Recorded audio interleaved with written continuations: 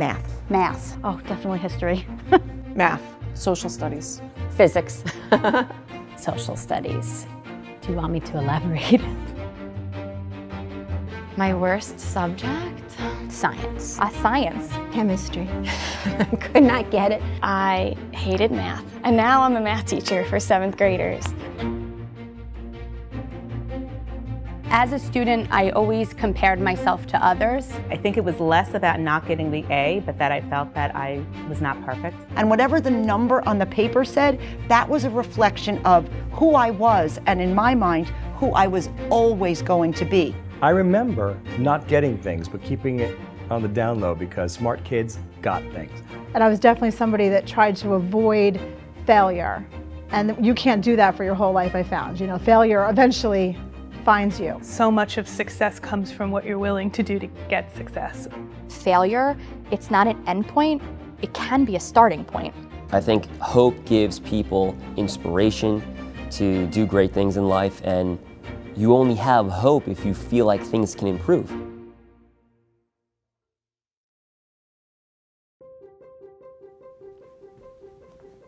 Hi, my name is Richard Radick and I'm an 8th grader. And last year, I learned a very powerful concept. It's called growth mindset. Growth mindset is the belief that you can learn anything, even if you're not good at it yet.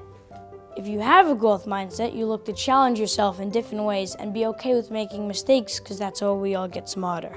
When I first learned about growth mindset, I wanted to share it with the world, and my school district felt the same way. Over the past year, our teachers and administrators have been working to transform our school with growth mindset. But how does growth mindset work? And how can you implement it across an entire school district in 1 year? Well, it's not easy, but as I've learned, challenges are a good thing. My school learned it too. Welcome to Mineola. Mineola School District is a place where students are encouraged to be lifelong learners. Mineola is a suburb of New York City. We border Queens, the outer borough.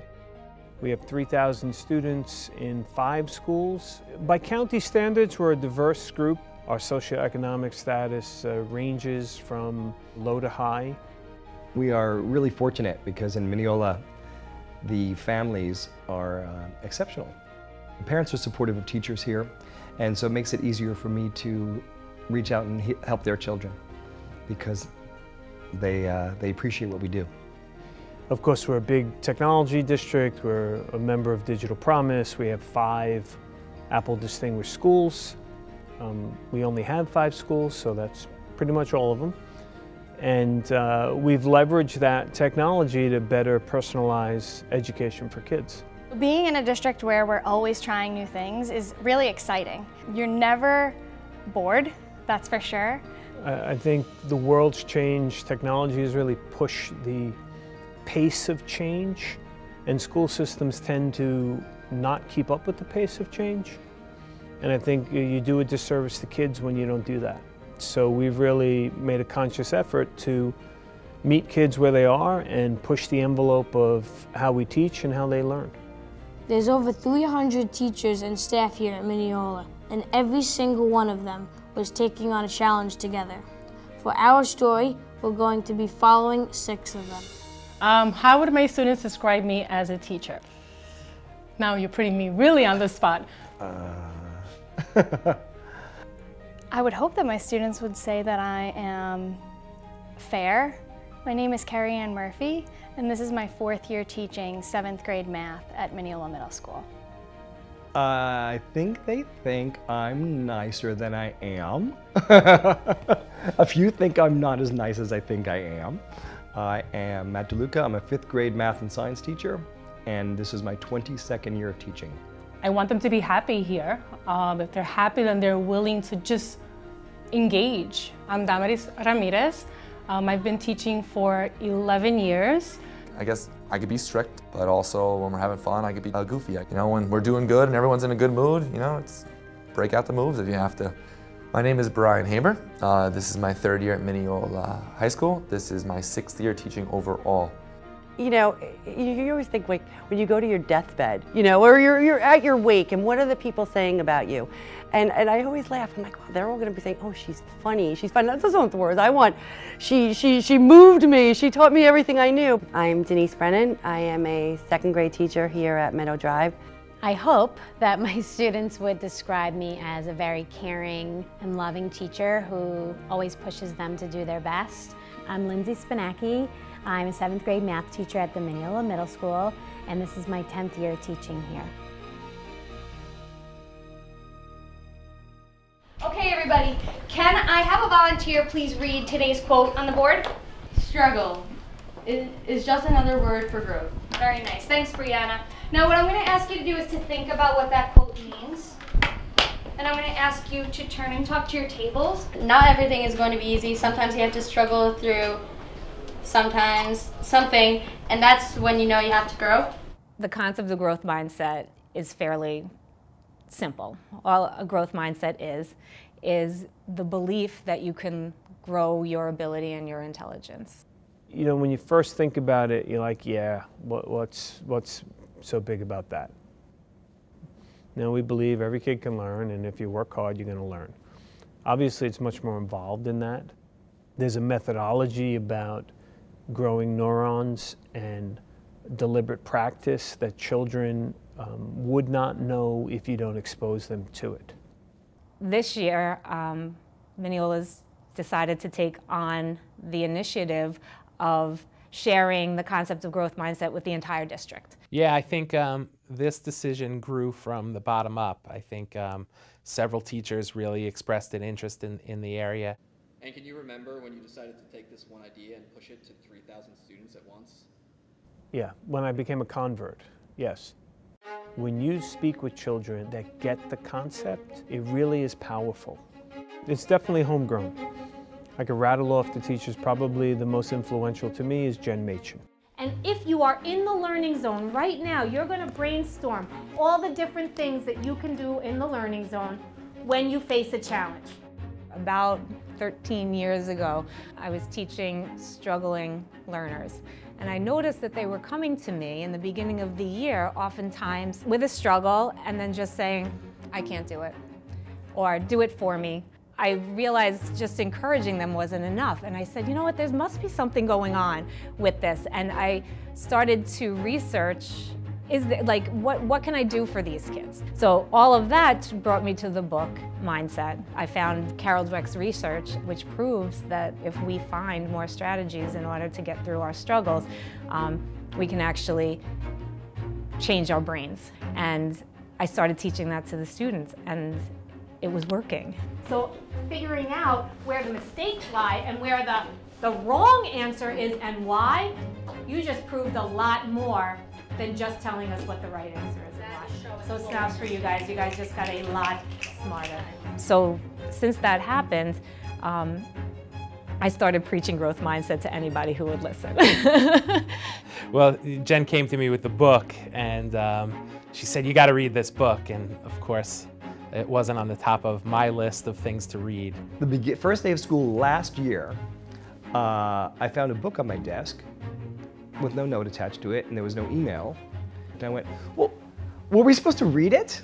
Did anybody there was not even a Post-it on it. Reluctantly at first, I read the book and discovered that it really was, not a thing. It's a belief system, and it's something that I truly believe that if students, teachers, parents, husbands, wives adopt, they can really improve all aspects of their life. Just over the last few years, we've been working with Mindset Works, who's the company that works with Carol Dweck to promote growth mindset and its strategies.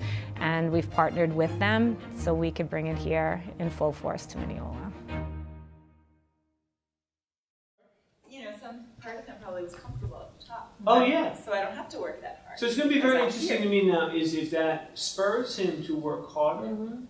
I would say it was right around this time last year that we started to talk about it as an administrative group. You know, the first step was sitting with building administration and district administration this summer, where we talked about some possibilities and about why we thought growth mindset would be a good fit. You know, growth mindset, the basic premise is everyone could learn, and if you work hard, you can achieve. That's what people became teachers for. The teachers here, the students here, the parents here, the community as a whole is always willing to do the work if it's good for kids. We had a board meeting and we had a bunch of students come and talk about growth mindset. And that was extraordinarily powerful. You could just feel the enthusiasm and the excitement. With initiatives, and I've been through many now, 22 years later, they do tend to come and go. But I remember being young and starting in this career and looking at the older teachers and watching their eyes roll and hearing them say, well, this will be gone in 3 years, so don't get too comfortable with it. Well, honestly, my first reaction to growth mindset was, okay, here we go. It's huge. I mean, there's no way I'm going to figure this all out in this school year. The first step is, again, asking, how is it going to help my students? How can I implement it? One of the challenges of teaching is time. Listen, teachers juggle, right? And we're constantly juggling. But now with all these initiatives, you're asking us to not just juggle, you're giving us a bowling ball and a flaming torch and a chainsaw and expect us to keep it going, and it's just too much. So I think that's the right word. It is panic. It's like, oh my goodness, where am I gonna find more time where I'm already limited on time? So I was hesitant about it. You know, I felt like I already know this. You know, I'm all for positive thinking, but growth mindset is more than that, which I'm finding. So, it was nice to be wrong about it. To introduce the teachers to the concept of growth mindset, Dr. Nagler invited some special guests to kick off the year. Well, the first time I heard the district say that we were focusing on growth mindset was Superintendent's Conference Day. A growth mindset is the understanding that we can develop our qualities and abilities. So we come to Superintendent's Conference Day at the high school and all the teachers are invited. I love when we all come together at the beginning of the year, and I love to hear what the message is going to be from our leadership. We have a student with us today, Richie Raddick, who was a 6th grader last year. That's me. He learned about growth mindset in his classroom, and it was really powerful for him. And he said, can you schedule a meeting so I want to talk about how we take growth mindset past my classroom. I want to talk about how we take growth mindset into all the classrooms. And the students really drive the point home. I think that this was one of the most important life lessons. No matter what hardships I face, I'll always relate back to this, the growth mindset. I think that resonated with our faculty, and then to bring in Eduardo Briseño is just you know, the icing on the cake. When we do things together, it's a lot more powerful, A, because we learn from one another, but also because students are getting the same message from all classrooms, right? And we're developing a common language and a common understanding that makes our work that much more powerful and consistent. It really made us think about the strategies we use in our classrooms and the approaches we take. Just in that short time that this man spoke to us, I realized I have a lot to do this year. I have a lot more to learn. In a growth mindset, we see life as a continuing process of becoming, something that we never stop doing. In that atmosphere, if you're a teacher, you can't help but get excited about the possibilities.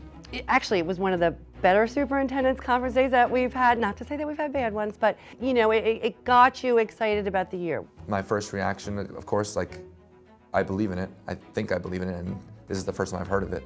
I left Superintendent's Conference Day feeling so excited and ready for a positive school year.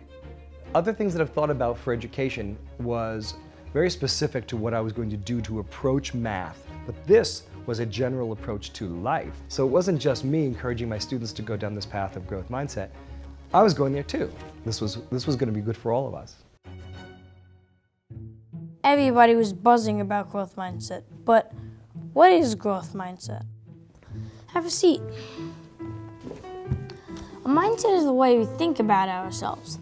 If we think we're going to do well on a test, that's a positive mindset. And if not, that's a negative mindset. A growth mindset is a term created by a researcher who discovered two very prevalent and very different mindsets.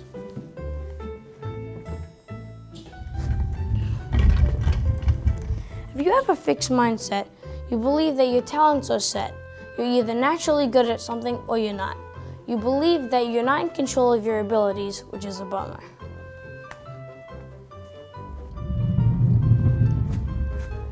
If you have a growth mindset, you believe that your skills and intelligence can be learned and developed. You believe that if you're good at something, it's because you worked on it. That means you're in control of your abilities and can always improve. These ideas seem simple, but it's a lot more than I can fit on a whiteboard. To help our school learn more about growth mindset, Mineola worked with a company called Mindset Works and with Eduardo Briseño. So growth mindset is the belief or the understanding that we can improve our qualities or change our abilities. We don't see those things as fixed, that some people are naturals at it and others aren't, but as something that anybody can get better at. Growth mindset was discovered and coined by Stanford professor Carol Dweck. Carol was exploring what leads some children to thrive on struggle and others to kind of collapse from it and disengage from it.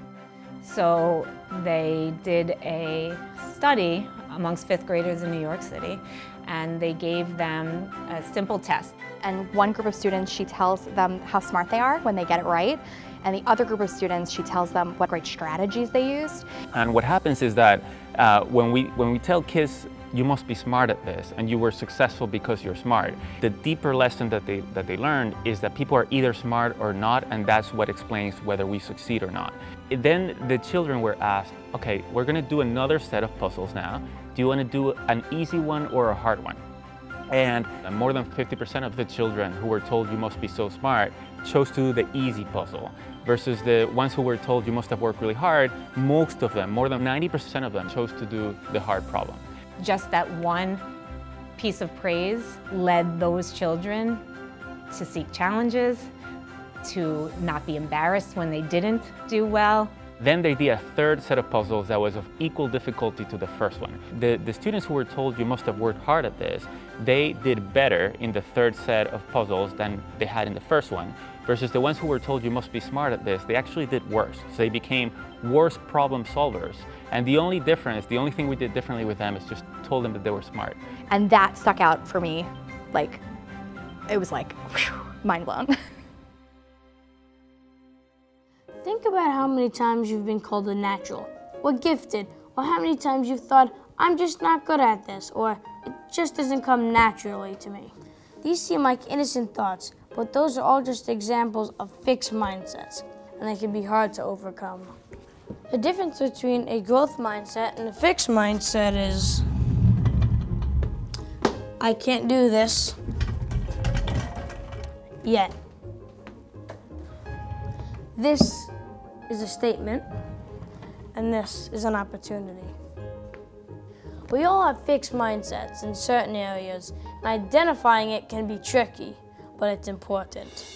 So when we think of people as math people or not math people, as being naturals or not naturals at math, that's a fixed mindset. You don't like criticism when you have a fixed mindset, and you don't like to seek challenges because why bother? Because I am the way I am. It is very important for us to start with ourselves, with the adults, because first of all, it's hard to really develop a deep understanding about mindsets without doing that internal work. Looking back as a student, I definitely think I had a fixed mindset. Definitely fixed. I guess I had a fixed mindset. For some things, growth mindset. But now, speaking in public, videotaping, definitely fixed. For the longest time, I had a fixed mindset about math. I walked around saying, I hate math. I'm a history guy. And I really believe that. I identified myself as fixed in many categories. As I was reading it, even before they gave me the self-assessments at the end, I'm going, oh yeah, I've said those words. A few years ago, a friend of mine from the high school sent out a questionnaire to a few of her friends who are in the arts, asking, do you think that a good musician is born or made through practice? And I was the only one who said, born. My reflection on a musician, as someone who can't do that, is I just can't. And I think those people were born with a skill. Some kids could just draw beautifully and others, like myself, could not. And some kids took to math just so quickly and some kids just did not. And some kids were natural born athletes and some kids had to struggle. And so when she asked about the musicians, I thought, well, I think they're born. I think they can get better through practice, of course.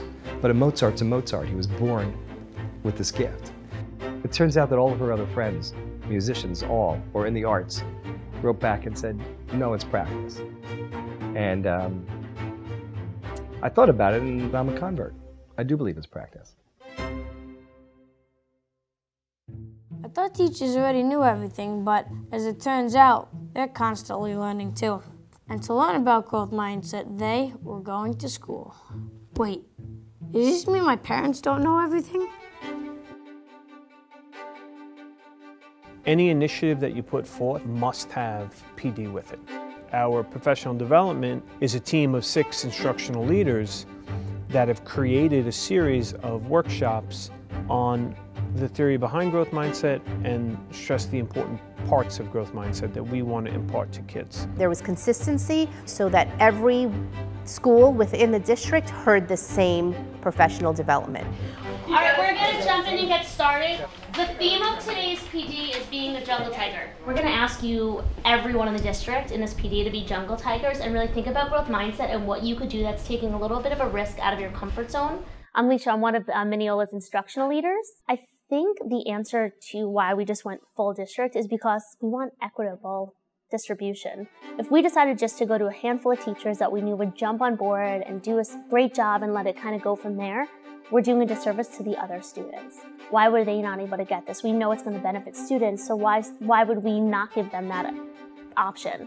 When everybody is involved and there's unity around a specific topic, I think the kids feel it. And when kids feel the energy and the consistency among all of their teachers, I think that's much more powerful than just a few in isolated pockets. Sometimes they don't. They're just like, oh, well, I answered the question, but sometimes that's not enough. We have a particular student in the math class right now who constantly says, I can't. I think us as educators, we want to know, what was your process and why do you feel like you can't do that? The first session was something that all teachers participated in.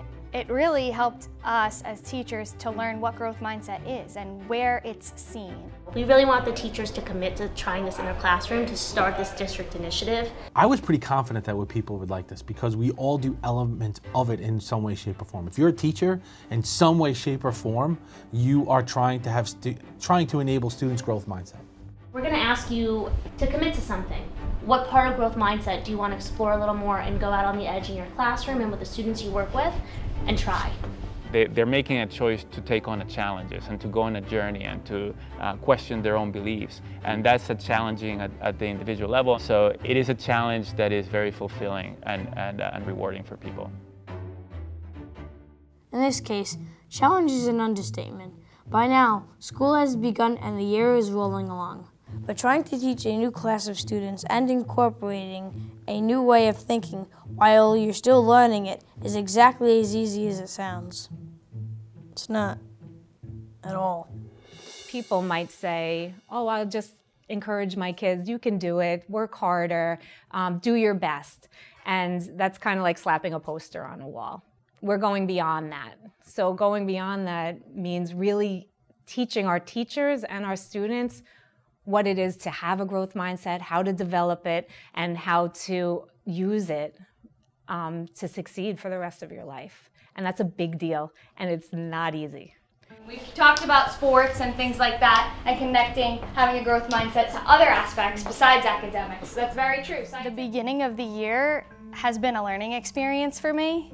There are days where, I'm screaming because it's a lot of information. My first thought was, oh, I've got this. I do this every year. But after collaborating with the rest of the math team, we realized we need to do more. Growth mindset seems so simple and intuitive. People think, oh, I got this. And then as they get into it, they say, oh, I actually don't get this. And there's a lot to this and there's a lot of nuance. I hated the way I incorporated it into my classroom in the beginning. I really did, because it was telling them what it was. They're 7. I could tell them anything. I could tell them the moon is green and they're going to believe me. I know even for me, and I'll try to use the growth mindset speaking. I'm like, I'm just saying it. I don't even believe that. You know what I mean? So every day, you learn a little more. Every day, some new neurons are built. You know, our plan was we were going to teach the teachers first and then give them the resources to teach the kids. And so many teachers could not do that. They were just way too impatient and they needed to talk to their kids. So the first step was, putting up the posters, so it was almost like, okay, check done, I can move on. But I noticed that the kids started referring to them, so I said, okay, so let me start using the vocabulary more purposeful and thinking about growth mindset, not just as an idea, but as a constant action. La tercera columna dice, how will you challenge yourself in the next writing piece? My response was that I could challenge myself by adding more examples in my paragraphs, using more details and never giving up. Even though there were so many teachers excited about teaching the kids, we didn't waver from our initial plan because it's very important that the teachers understand what growth mindset is and isn't. And there's a neuroscience behind it that you need to understand, and there's a lot of subtleties in what you say and how you say it. It's like you think you get it, and when I read on the back it says like what to say and what not to say, and I was reading like the what not to say, and I thought, I'm like, oh my god, I thought this was all like good growth mindset. Yeah, so as we learn about growth mindset, we start learning a lot about the nuance, right? Like, for example, we might kind of initially have this idea that if we just say, let's work hard, that builds growth mindsets.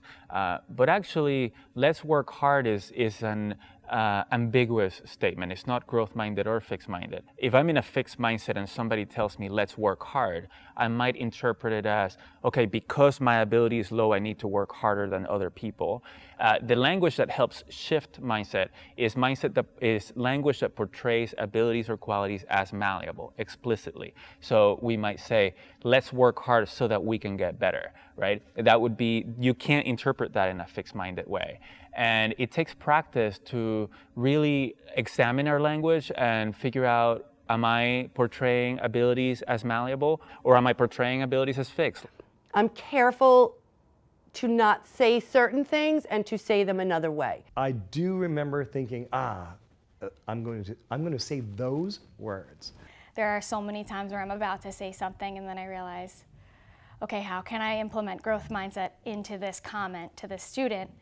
A growth mindset teacher doesn't just tell you it's wrong. It explains to them what is wrong and it tells them what they can do to improve it. I want to praise the students that are struggling when I do see that they're working hard. So the way that I speak to those students might be, wow, you worked really hard on this problem. Let's see what we can do if we fix this strategy for next time. It's tough. I mean, it's easier said than done. Because sometimes I think I'm saying something right and I realize that I could be saying it better.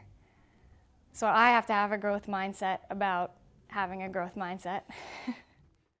I think many of our students are jungle tigers at home every day and become the zoo tiger here in school. Showing the video to struggling learners will hopefully validate their other struggles, and inspire them to keep fighting. Embracing challenges in the classroom is something that a lot of students avoid.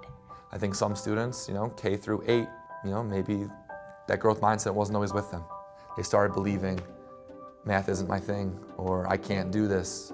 For people to be motivated in a growth mindset and also for them to be learning and growing, they need to take on challenges. And that's difficult to do. That's another challenge for teachers. So chronic challenge can be exhausting, and that is also something that we need to be aware of. It's also important to recognize when students are struggling that certain aspects of their learning may be difficult and will be difficult. Well, I definitely empathize with students who struggle and fail and in that moment give up. I think there's been times when I've done the same, So I think acknowledging the emotion part of it is okay. I'm working on acknowledging the difficulty level of what they may be working on and saying, you're right, this is a challenge. Let's see how we can take on this challenge together. If they're struggling productively, sometimes the best thing to do is to say, okay, great, stay at it, and just let them struggle and let them figure it out, and that's very effective. I think sometimes we set a time limit. Maybe the student needs double the time, because when they eventually get there, they feel proud of themselves and they realize that working hard towards something that they want is purposeful. Sometimes I'll say to the kids, I'm not helping you, I'm letting you struggle through this, I'm gonna walk away. And a student said to me, you always say that, but you always come right back up to the board and help us. I said, oh my God, you're right. I'm not gonna help you. This is very uncomfortable for me. So I let them, that group in particular usually struggles, I let them work alone the whole period. And then I came back up at the end, I said, so how did you do? I said, we figured it out. And now it's a joke in my class because, I said, oh, I know you don't need me, but I'm here just in case. And they giggle and they're like, okay, we'll let you know. They asked each other for help, they asked other students for help, and I need to give them more of those chances. So that's something I need to clearly work on as well. I'm probably like a lot of students at the beginning of this. I always was like, growth mindset, they're just trying to make us feel better and want to come to school. At first, it was kind of a foreign idea. I didn't know what to make of it. I mean, they don't force it on us, but you definitely hear it enough times where you're like, oh, not this again. Like almost every single day at school, we hear it, like power of yet, growth mindset, growth mindset. I know yesterday, I heard it yesterday, I heard it today. It's like, yeah, you just hear it every single day. Well, students at first, it was more just like a lesson for them, something that they had to learn because their teacher was instructing them on it. But now it's something where they embedded, throughout the different contents. As the year went on, and as we started to find harder assignments, all of a sudden I looked back and I was using growth mindset and I was like, whoa. Once you actually kind of get to understand it a little bit, it's actually a really interesting concept. It really can be helpful to a lot of people. So this is what I have to do. I just have to work at it. I can always get better at it. It's just gonna take time. It was an amazing feeling that I knew that I could get better. I just had to work at it. It's about having success not only in school, but growth mindset allows you to have success later in life. Now that everybody's starting to use it, it feels good for everybody to feel positive and we're all supporting each other. So I do think that it's catching on. I'm finding that the students are not coming to me as often as they did in the beginning of the school year to ask me questions. The students are becoming more comfortable being aware of their difficulties and their strengths. And I could think of one student now who said to me, she knows that she struggles now, and she said to me, maybe I should come see you for more lunch lab help. So this student went from hiding from me and not sharing that she didn't understand something to being open to help, asking for help, and really understanding that she has a struggle that she has to overcome.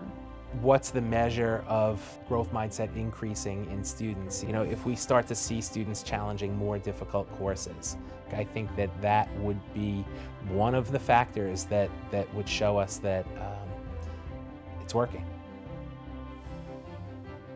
We shouldn't expect test scores to change from one day to another just because we start talking in a different way. We would be looking for different behaviors, and then the actual learning follows.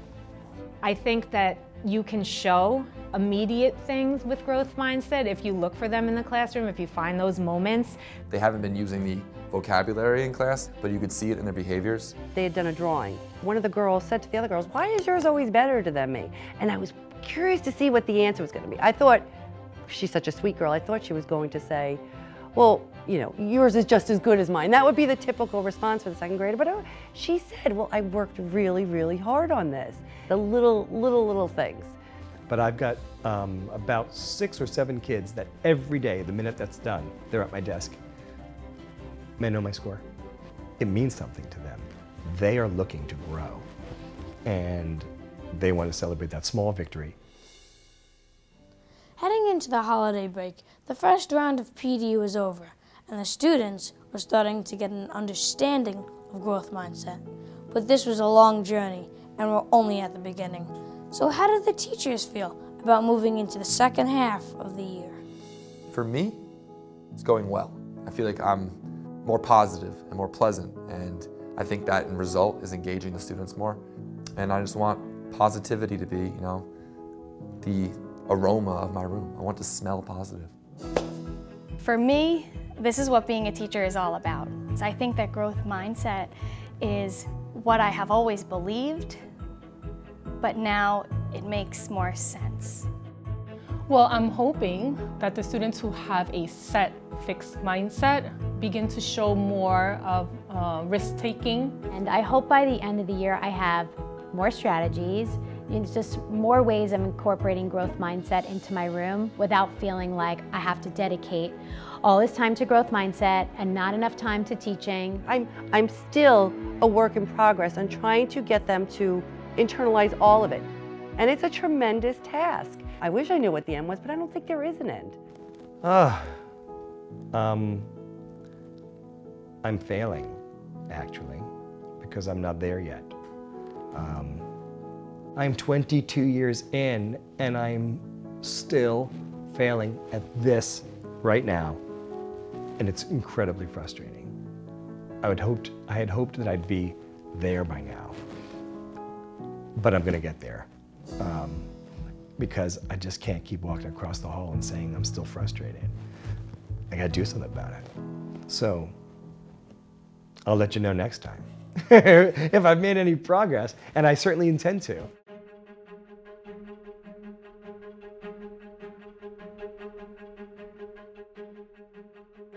Okay, so we have the Twitter chat tomorrow. Tomorrow night, 9 o'clock Eastern time. So this month, we had a Twitter chat on growth mindset hosted by Mineola. One of the things we were trying to do was engage in a conversation wider than ourselves. We thought this might be a really good idea to kind of get out there, this conversation of growth mindset, and then hear from other people. If it's not kind of integrated into each day, and if the language isn't, you know, if they're not immersed in the language, it becomes really challenging for them. So they can't be standalone lessons. Right. So what we would do is we would show the video as a prompt, with a prompt, and then ask a question and ask the Twitter audience, you know, across the country to respond.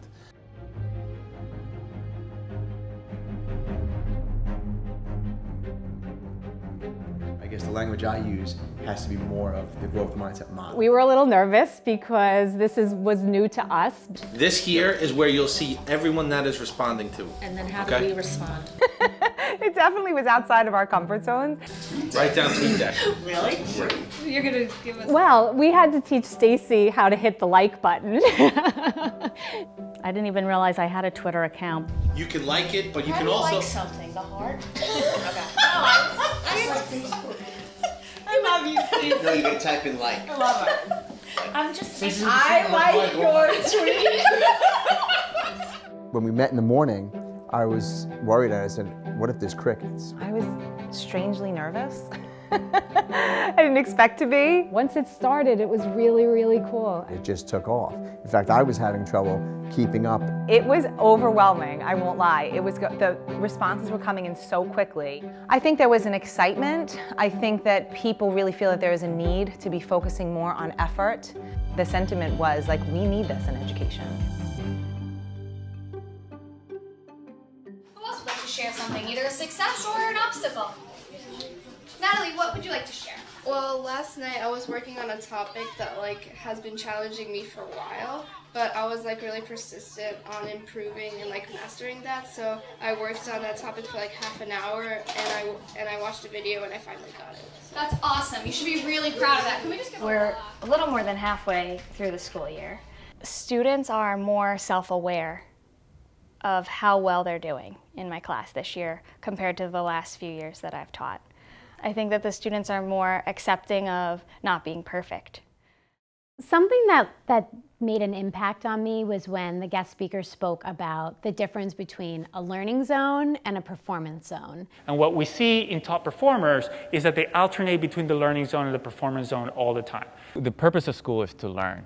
We get into this idea that what we want students to be doing ideally is to be getting 100, 100, 100, and that's the ideal. And it takes kind of some work and realization to realize that we want students actually to be most of the time working on what they can't do flawlessly, on what they haven't mastered yet.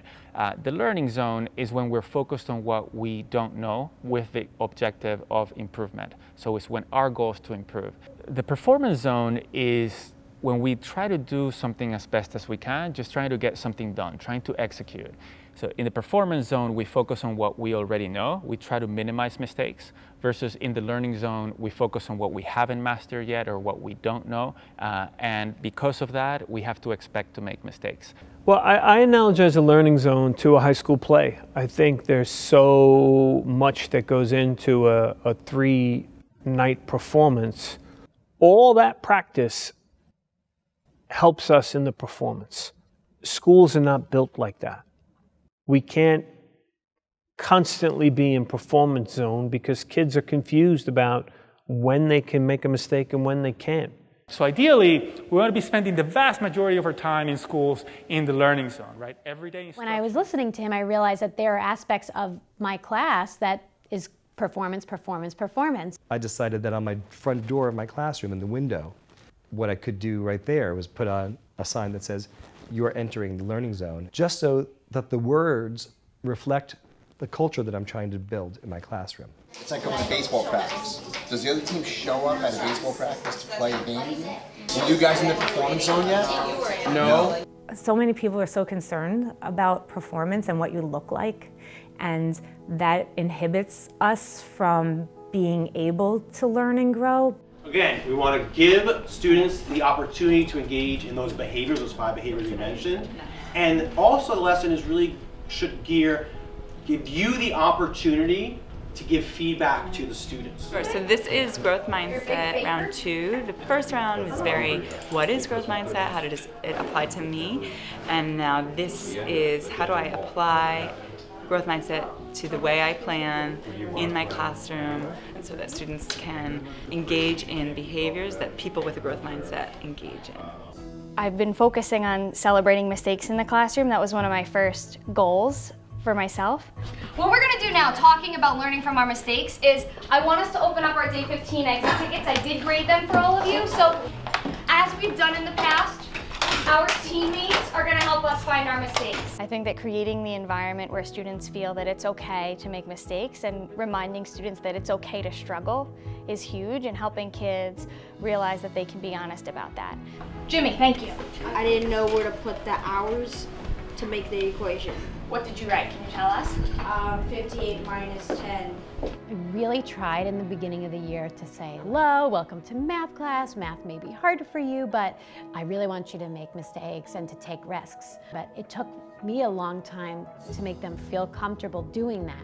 I remember at first when I was in like 3rd grade or something and I made a mistake in math, it was like, oh, dang it. Why did I do that? People can learn that it's okay to make mistakes, because some kids in the beginning of the year were saying like, no, I'm perfect, I'm perfect. So we really had to talk about the culture of the room, and that it was okay to make mistakes, and model what the other kids should be doing. If someone volunteers and makes a mistake, that we don't laugh at them, that we, applaud that they tried, and they've started to really feel comfortable in the room. It takes time. I brought it down as 2x instead of 12x. So then I kept going with 2 instead of 12. That's the important part, right? So that you're aware of how you're doing. You always have to know what you need help with and how well you're doing. It's all about discovery. I love it. I love it when they discover for themselves. I love it if a kid says, I think it's 3/5. I'll just say, well, come up and draw that then. And oftentimes they'll come to the board, and as they're explaining it to us, they'll step back and go, oh, wait. And then you have your 4 still, so you should have brought down. Okay, what am I doing here? Okay, so. They're willing to just say, I got stuck here, or I'm thinking it's 1/4, but I'm not sure if that's right. Now I'm kind of like, oh, that's what I did. And now I realize that it's okay to make mistakes. It's completely fine. Well, when somebody makes a mistake in class, somebody says something wrong, people don't automatically go after that person. It's a much more supportive environment. Does anyone have a special request from Station 1? Tony. I need on Station 2, question 4. Question 4.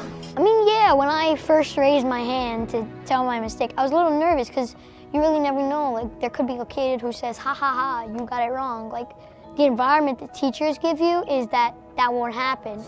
So it has taken a lot of practice to help all students feel comfortable with being honest in the classroom. You know, so modeling as a teacher to the students a growth mindset attitude, you know, just encourage them. You know, I love how this student, you know, took that risk in sharing their idea, and now we can support them. I'll say, you know, is anyone brave enough to share something that they did wrong, so that, you know, maybe some of us can, you know, learn from that. And it's amazing the responses I'm getting. So I just found talking about themselves is really helpful.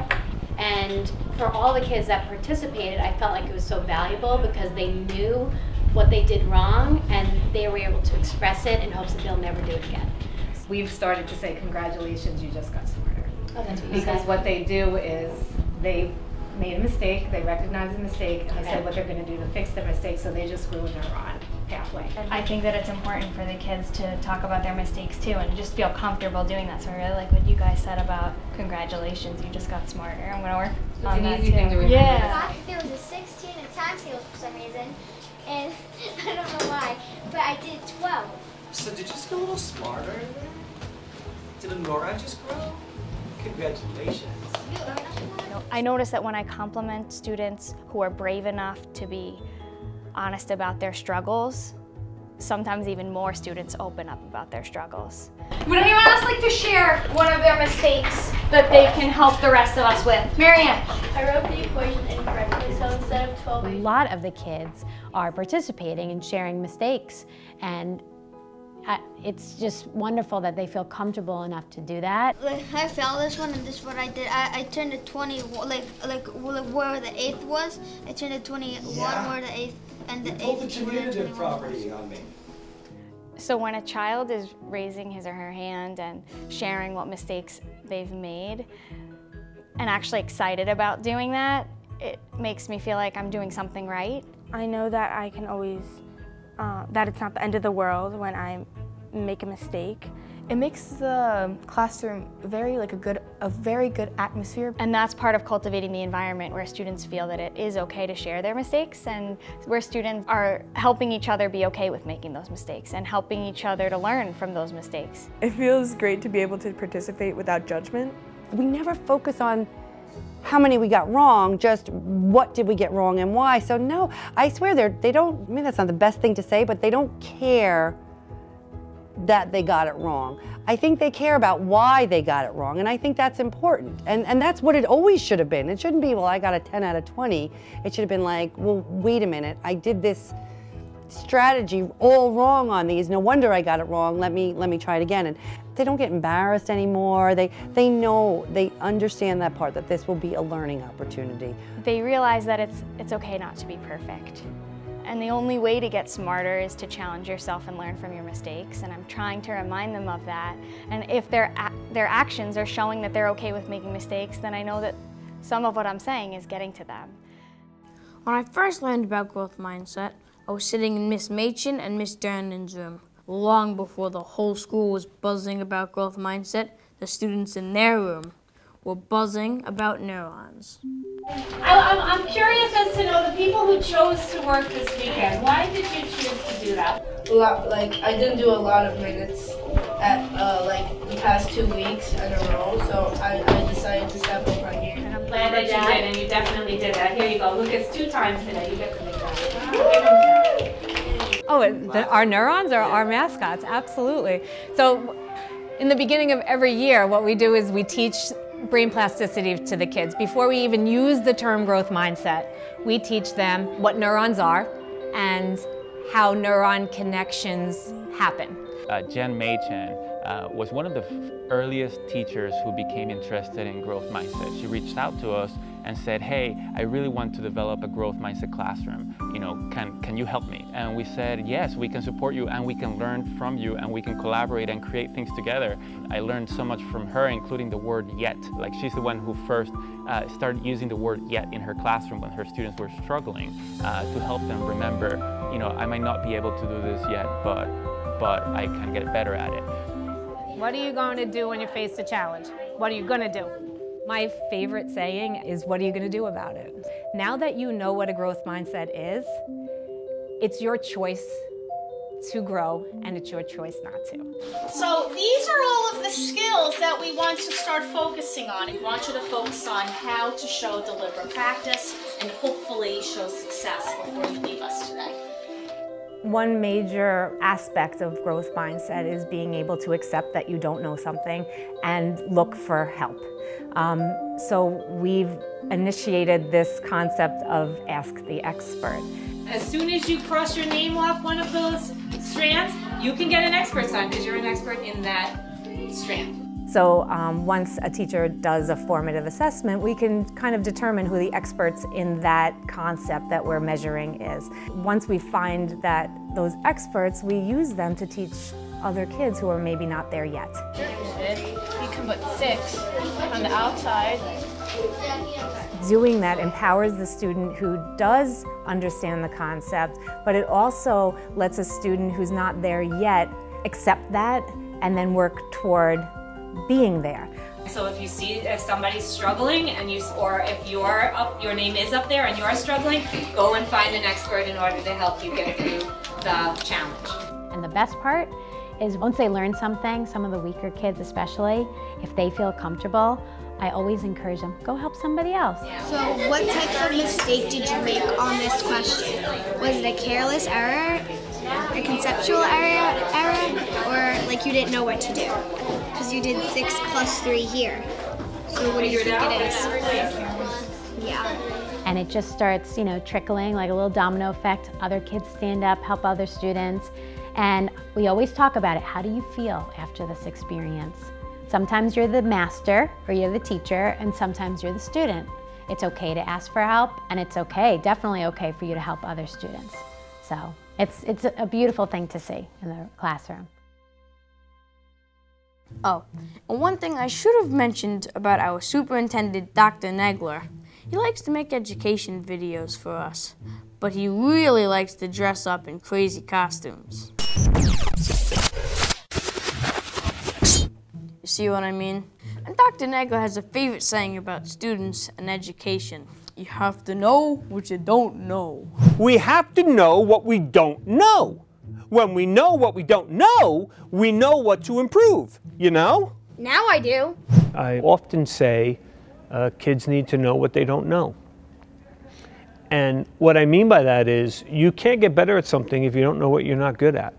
So if we are to hold a growth mindset to believe that we can improve, we have to know how to improve. Sometimes we have the impression that to get better, we just have to work hard.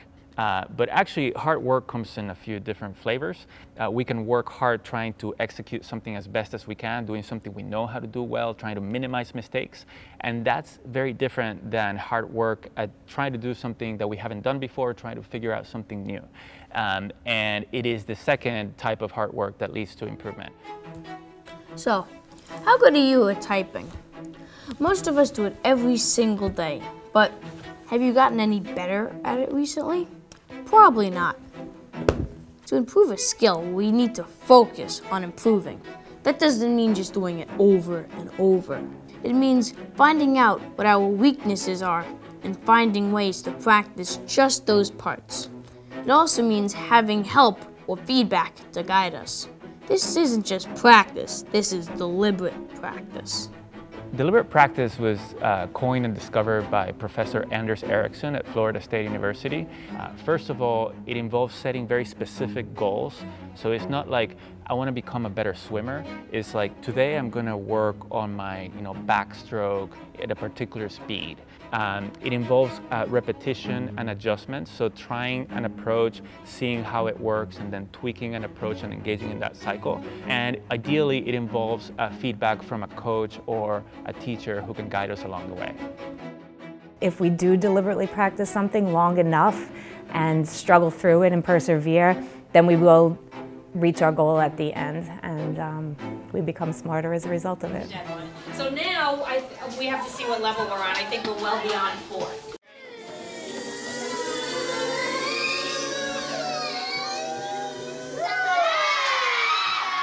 right, almost done with level 5. So kids need to be reinforced, right? So if we keep telling them they're getting smarter, does that matter? Yeah. Do they believe it? Maybe. If you're going to be focusing on effort, you have to track it, because how is that measurable? A grade is quite measurable. It's there, you know, it's 100, it's a 50, it's a 30. How do you track and measure effort? All right, I want to celebrate our weekend warriors. So Bella, 13 minutes, remember that number? Paul, 63 minutes. Congratulations, you just got a little smarter. We never talked to them about what level they worked on. We praise them for their minutes. So we're lucky enough to have the technology also infused, so we can track the amount of time that kids are trying. If I see that you're working for 60 minutes on a skill that I know is hard for you, that might be 2 years below grade level than your peers, that's effort to me. This is deliberate practice because I use my hands and the videos, and I got most of them right. In order to achieve a badge or move past a level, kids have to deliberately practice. So eventually they decide that looking for hints and maybe taking one step backward in order to take a couple of steps forward is necessary. So what happened after you would keep getting them wrong and wrong and wrong and wrong and wrong by looking at hints and videos? I started to get them right, which took a little bit of time, but still paid off. All of that deliberate practice that we talk about is right there on that one screen, and it's a really solid and tangible way for them to see their neurons grow. So each sticker represents a strand that we each finish. When we finish the box, we just have we get excited, because if you're struggling through it and you finally get it, then it's really exciting. The kids are seeing, oh my God, I'm reading 100 minutes, I just went up 200 Lexile points, as opposed to, I worked really hard this entire unit, and I had one opportunity to show what I knew, and I failed. And that makes me feel like my effort was meaningless. How did you react when things weren't going well, when you were making mistakes? I was really upset. And in Mobimax, actually, I went down by 1 point, so I got really upset. But now I notice, like, if I keep working on it, I'll get better and better, and I'll go up more. And how does it feel to see your work translated to success? Really good. Like, really, really good. We're trying to take away the fact that learning is an end result. Instead, we're trying to really embed that learning is a process, and what does that process look like? I mean, one of my favorite things that Jen Machen always says is to students, well, what are you going to do about it? You're not happy with that grade? What are you going to do about it? And it's a pretty straightforward, practical question that you would hope a kid's going to respond, I want to do better. Help me do better. And that's what teaching and learning is supposed to be about. Not the end result, the process of getting to the desired result. That's education. Using technology has allowed us to examine learning in some really cool ways. Normally, grades would look like this. You can score from 0 to 100. And if you hit 100, well, that's it. There's nowhere else to go. But now, things are different. Personalized learning means that every student can be working at their own level. Now, there is no finish line.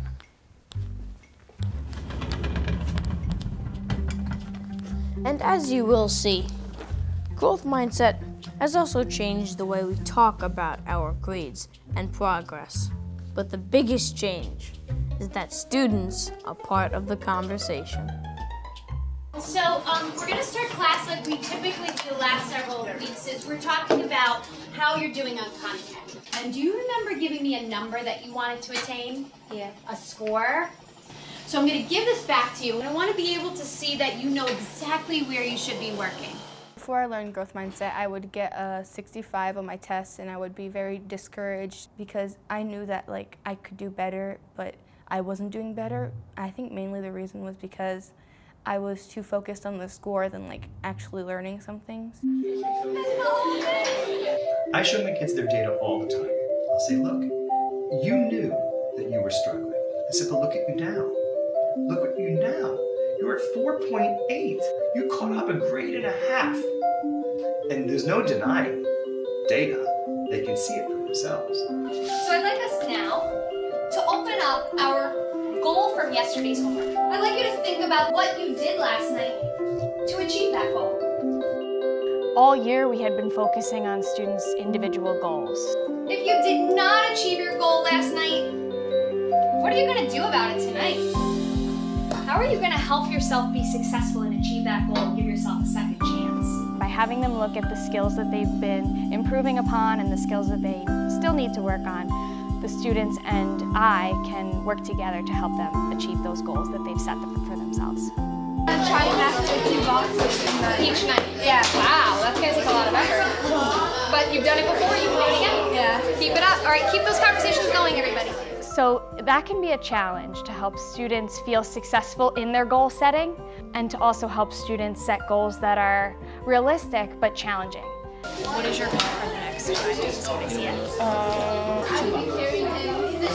For the next 5 days? You tested that? 5 days. Like 4 boxes. You want to do 4? Okay, so I would say 4 boxes. I show them all the time where they were, because we have all kinds of data on my kids. And I'm not afraid to use those with them. I like to show them. And I've got kids that ask me on a daily basis for their new numbers. I love that the kids are asking. I used to ask my kids, did you see your report cards? And so many of my kids would say no. When students are seeing, here's where I am, here's where I'm going, and here's what I need to work on, that's the most effective way to actually be learners. Rather than focus on, I'm getting X and this person's getting Y, which tends to put people into a fixed mindset, they tend to focus on their own progress over time. And that helps them not only implement the more effective learning strategy, but also strengthen their growth mindset, because they realize I can get better over time because here's how I am getting better over time. At the start of the year, we were looking for small changes in culture. But now we're reaching the end of the year, and things feeling different wasn't going to be enough. It was time to look at results. So these are the points in which you should be at. Every 7th grader should be at this 228.6. So students were able to look at where they started in the beginning of the year based on their academic achievements in math, and then how they did in the middle of the year, and then reflect on how can they continue to improve towards the end of the year. So if we're taking this assessment, you need to start thinking about yourself now. Where are you in relation to this average? Do you remember this chart? Yeah. Okay, so a lot of people are in the green section, showing, as Anna mentioned before, high growth. Now I'd like us to look at our winter scores. There's something pretty strange about how our students are looking at those grades. They're on a graph with 2 axes. Instead of a race to the finish line, our school is on a multi-dimensional journey, which is a really fancy way of saying education is changing for the better. Does anyone remember what the 4 quadrants represent? Green means high achievement, high growth. When we move along the x-axis here, this is your math achievement. What do you understand in terms of 7th grade math? If your score in the winter was above 226.1, then you are on the right side of the chart. So students were able to look at where they started, then how they did in the middle of the year, and then reflect on how can they continue to improve towards the end of the year. Did anyone catch what Emma said is on the vertical axis? Delia? High growth. High growth. If you kids are above this blue line, that means that you've met your goal. Are there a lot of kids above that line right now? Yeah. Excellent. Rarely does a kid get a test back where we're both shocked at the results. But look at this. Look at that 4. That never would have been a 4 3 weeks ago, until you came to those lunch labs. You worked for that. You just keep coming, we'll make it work. It takes time, it takes energy, it takes focus, and it takes determination.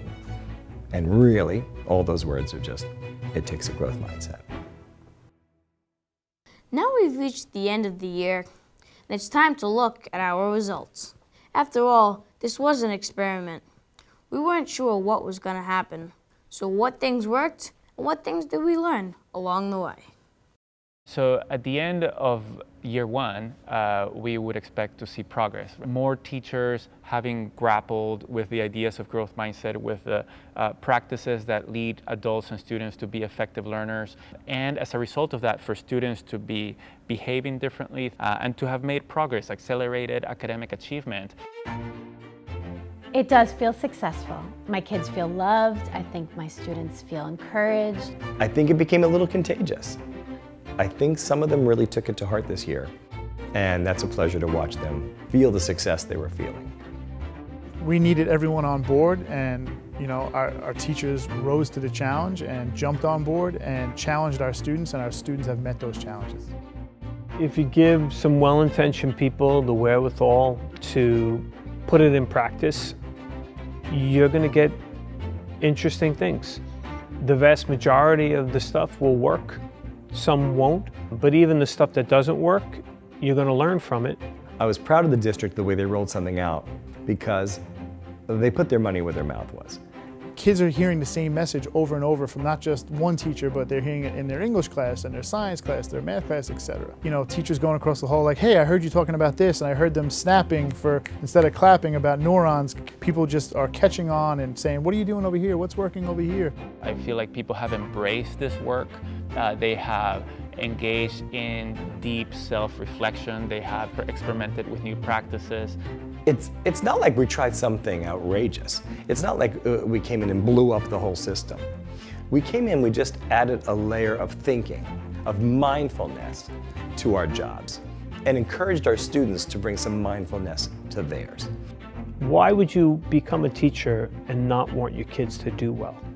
And if you have to change your practice for your kids to do well, then every good teacher is going to change their practice because they see the results.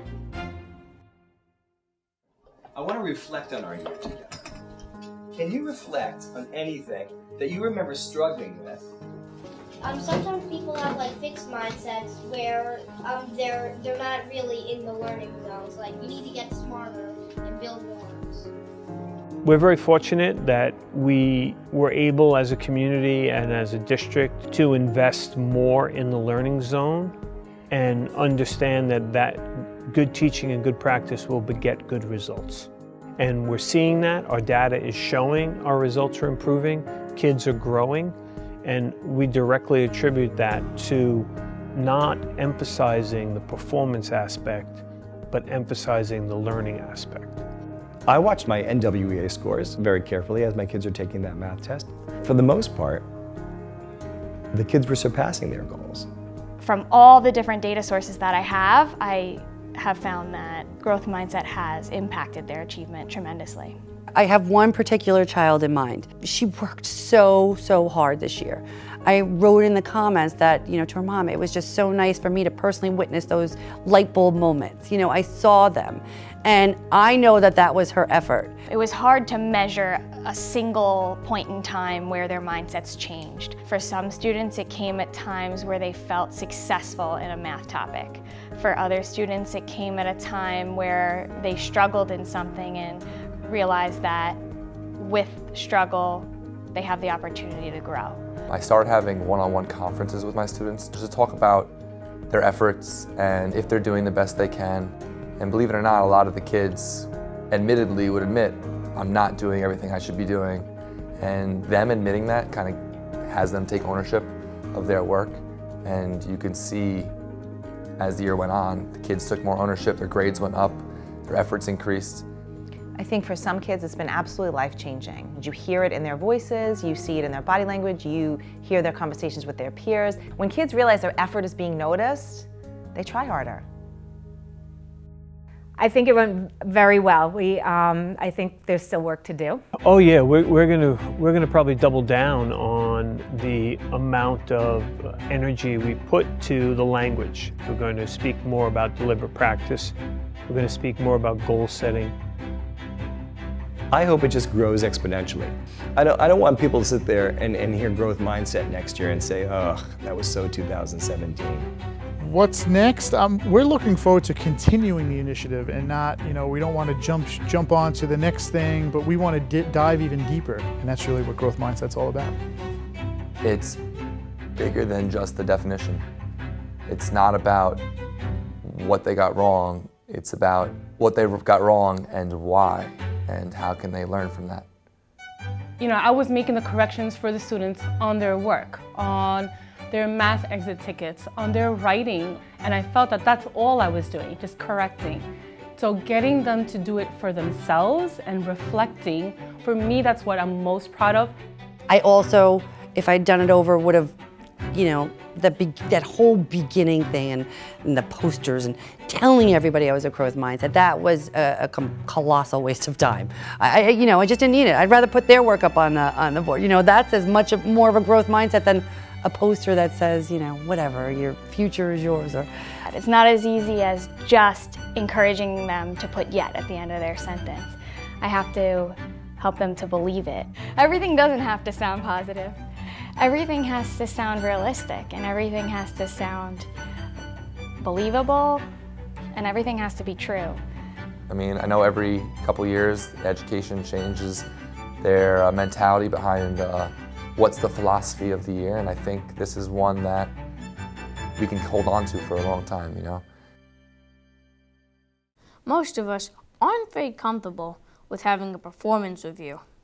It can be nerve-wracking. Now, imagine that with a camera following you around all year. It's stressful. Believe me, I know. And it was no different for the teachers we were following in our story. We know growth mindset had a positive impact on students, but what about the teachers themselves? What was the journey like for them? For me, it's been an emotional journey as well, because this is not my comfort zone. As a teacher, if I want to instruct my students on a new concept, I have to first, you know, believe it myself, and I have to do deep diving into myself in terms of self-reflecting and saying, I'm getting this wrong. And I don't really know anyone who's comfortable with saying, hey, I got this wrong, you know. it has to be something you want to do, because you do have to be willing to change yourself, and that's not easy. It was very introspective, you know, like these are parts of you that you don't necessarily let other people see. It feels good. I feel like my kids didn't just learn geometry from me, they learned effort, they learned responsibility. And I think as I use those techniques, the students fed into it. I don't believe any of my students are fixed. I believe everyone has at least a mix in the middle. I think it went great as far as I'm concerned. I really enjoyed putting those words into practice and being mindful of it. I'm glad I did it. I'm glad I read the book, and I'm glad it worked. I'm not there yet. I keep saying that, but I'm not. I think I've definitely made some progress this year, and I have so many more ideas now from my colleagues and just from my exploration this year with the kids that I know what else to do next year. I'm striving for progress, not just perfection. I know that I've made progress. I can see it in different ways, but I also know that I have a lot of learning to do, and I still have a lot of growing to do. I know that what I have done has helped, and I hope that it continues. It's been hard, it's been challenging, and I think that because we don't have people telling us exactly what to do, we're figuring it out. And by trying different things, we're learning even that much more.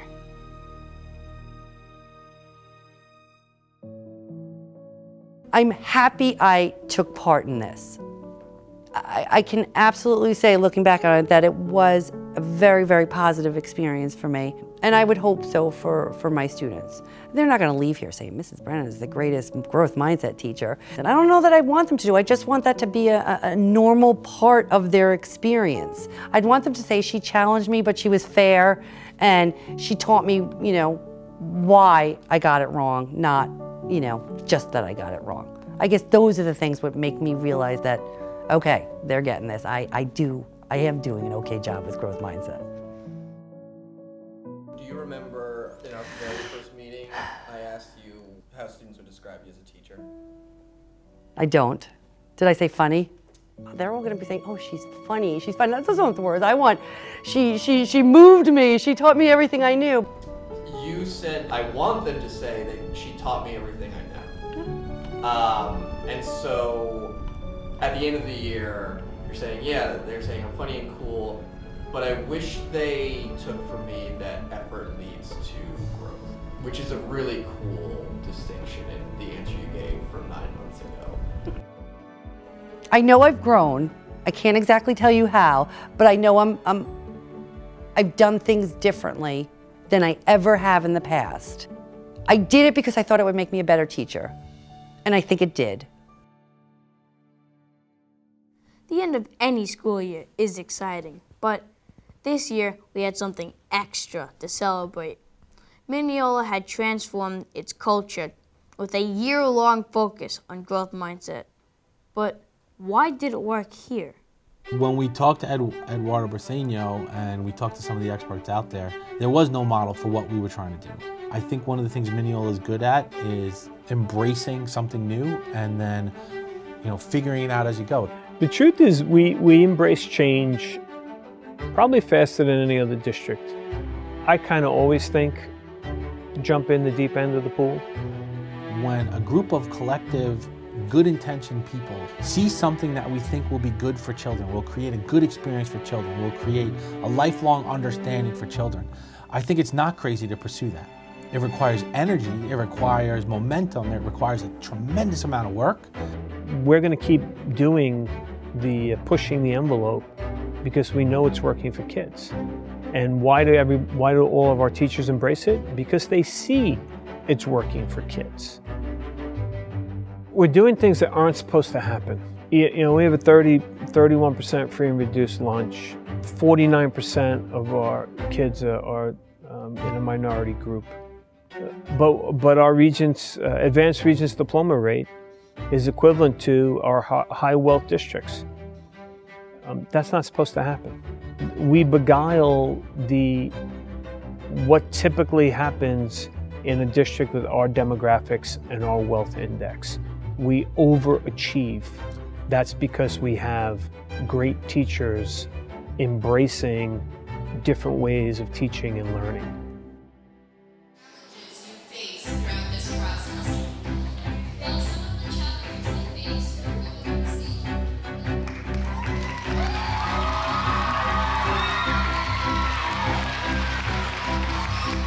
Today we had our Pride Assembly.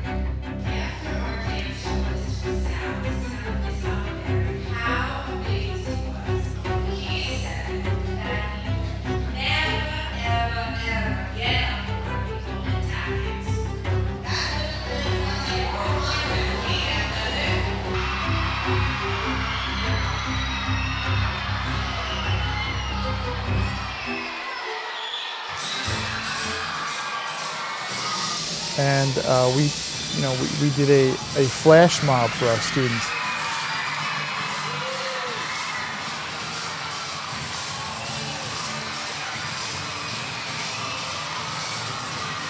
You have to go to flash mob practice. This is like one of the most fun things. So we had about 40 plus faculty members on stage dancing. Again, we're practicing what we preach to our kids, and we all took a responsible risk getting up there and doing it for our students. I think because we like to have fun and we love our school, that's why there were 45 teachers dancing on the stage today. If we didn't have the relationships we have with each other, and I don't think that we would have been able to do that.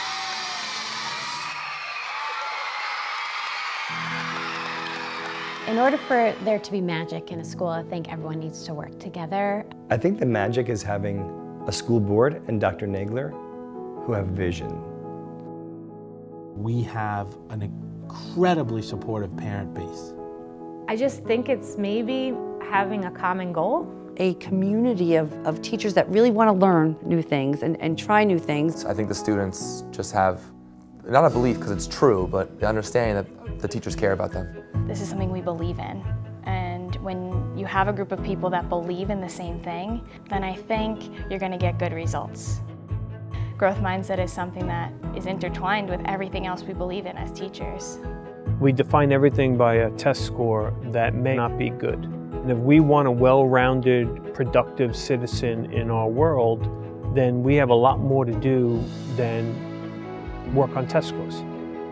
I work with young minds. They're still being molded. This is a concept and a mindset and a thinking style that will help them, and will help them not only in high school and on tests, but will help them in life. We see our kids as human beings. By teaching them about growth mindset, we're giving them a life skill rather than here's how you get through 5th grade math. I hope they take away a lesson that life is what you make it, and that when you avail yourself to opportunities in life, your life only becomes more rich. The most successful people in this world are people who sometimes think out of the box, and they're not necessarily always your traditional student. But one thing they all have in common is they don't give up. So that's a year of growth mindset at Mineola. We've accomplished a lot, but as we've learned, the journey is only beginning. And so is summer vacation. See ya.